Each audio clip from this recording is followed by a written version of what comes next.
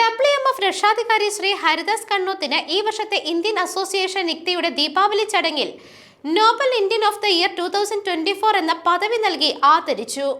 അദ്ദേഹത്തിന് അർഹതപ്പെട്ട ഈ അംഗീകാരം വളരെ വൈകിയാണെങ്കിലും ഈ വർഷം ലഭിക്കാൻ ഇടയായതിൽ ഐവറി കോസ്റ്റിലെ എല്ലാ ഇന്ത്യക്കാരെയും പോലെ നമ്മൾ മലയാളികളും അദ്ദേഹത്തോട് ഒത്തിരി സ്നേഹത്തോടും സന്തോഷത്തോടും കൂടി അദ്ദേഹത്തെ ഓർക്കുകയാണ്.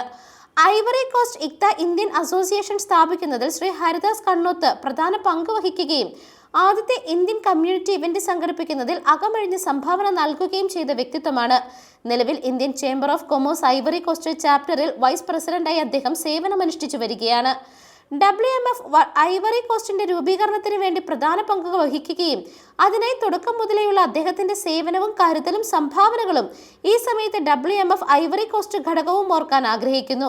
വരും കാലങ്ങളിലും ഐവറി കോസ്റ്റിലെ എല്ലാ ഇന്ത്യക്കാർക്കും അദ്ദേഹത്തിന്റെ സേവനം ലഭിക്കുന്നതിനും ഇനിയും കൂടുതൽ പുരസ്കാരങ്ങൾ അദ്ദേഹത്തിന് ലഭിക്കുന്നതിനും ഇടയാക്കട്ടെ എന്നുകൂടി സർവേശ്വരനോട് പ്രാർത്ഥിക്കുന്നുവെന്ന് WMF Ivory Coast chapter council അംഗങ്ങൾ ആശംസകൾ നേർന്നു. News desk മെഗ്നവിഷൻ.